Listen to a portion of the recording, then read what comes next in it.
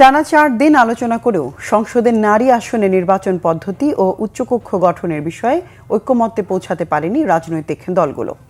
নারী আসন, নিম্নকক্ষ ও উচ্চকক্ষ সব ক্ষেত্রে আনুপাতিক হার বা পিআর পদ্ধতি চায় জামাত।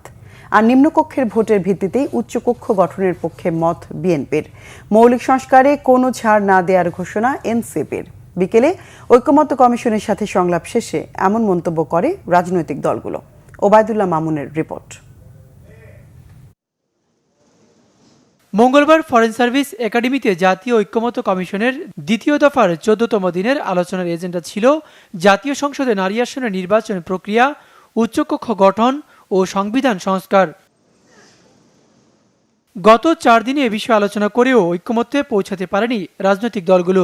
সংস্কার কমিশন জানিয়েছে, প্রধান দলগুলো পিআর পদ্ধতির বিষয়ে একমত হলেও এই পদ্ধতিতে নিজেদের অবস্থানে অনড় বিএনপি। জামায়াত বলছে অধিকাংশ দল পিআরের পক্ষে মত দেয় এ বিষয়ে আর আলোচনা নয়, সিদ্ধান্ত আসতে হবে। আমরা নারীদের 100 আসনের ব্যাপারে জামায়াতের কোনো আপত্তি নেই, তবে নারীদেরকে একেবারে মাঠে ময়দানে নামে হয়রান ক্লান্ত করার যে কাঠিন্যতা আছে বাংলাদেশের এই পরিবেশে, অনেক মহিলা তো করতে বিরতি চায় না, তারপরে ক্যাম্পেইন ঠিক সেভাবে করতে পারে না। যেন আমরা বলেছি এটাকে পিআর সিস্টেম করার জন্য। পিআর সিস্টেম যদি হয় তাহলে মহিলাদেরকে নিজ দায়িত্বে যেতে হবে না, ন্যাশনালি সকলে মিলে একটি ইলেকশন হবে। এখানে এই বিষয়টা পরিষ্কার করা হয়নি যে মহিলাদের ডাইরেক্ট ইলেকশনটা কিভাবে হবে। আমি একজন মৌলিক সংস্কারের প্রশ্নে জাতীয় নাগরিক পার্টি এনসিপি কোনো ছাড় দেবে না।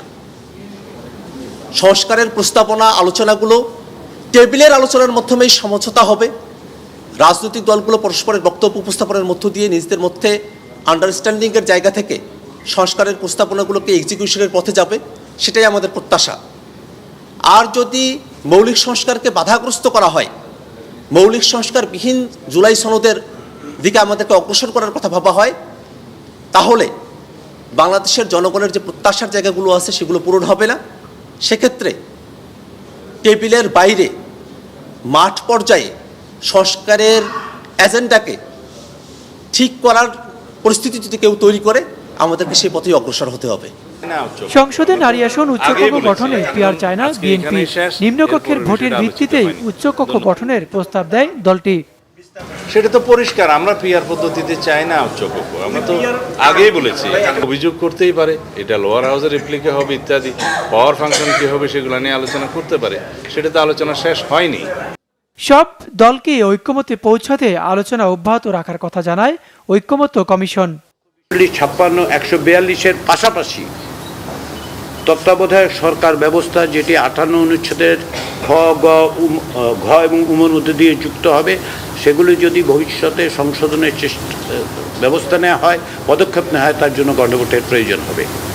আজকে দীর্ঘ সময় ধরে এই দুটো বিষয়, বিশেষ করে সংবিধান সংশোধনের বিষয়টায় একটা নিষ্পত্তির জায়গায় আসার চেষ্টার কারণে আমরা তৃতীয় বিষয়টি নিয়ে আলোচনা করতে পারিনি, সেটা হচ্ছে সংসদে নারীর প্রতিনিধিত্ব। আমরা গতকাল এ বিষয়ে আলোচনা করেছি এবং এই সমস্ত আলোচনার পরিপ্রেক্ষিতে আমরা আশা করছি আগামী সপ্তাহে এই বিষয়ে একটা নিষ্পত্তির জায়গায় আমরা আসতে পারবো। তবে অত্যন্ত দুঃখজনক যে আজকে সময়ের অভাবে আমরা এই বিষয়টা আলোচনা করতে পারলাম না। কমিশন এটা অত্যন্ত গুরুত্বপূর্ণ বিষয় বলে মনে করে। বাংলাদেশের বলেন, কমিশন ব্যর্থ হবার কোনো সুযোগ নেই। সাফল্য অর্জনে সবাইকে এক জায়গায় আসার আহ্বান জানান তিনি। প্রথম পর্যায়ের ওবায়দুল্লাহ মামুন, বাংলা ভিশন, ঢাকা।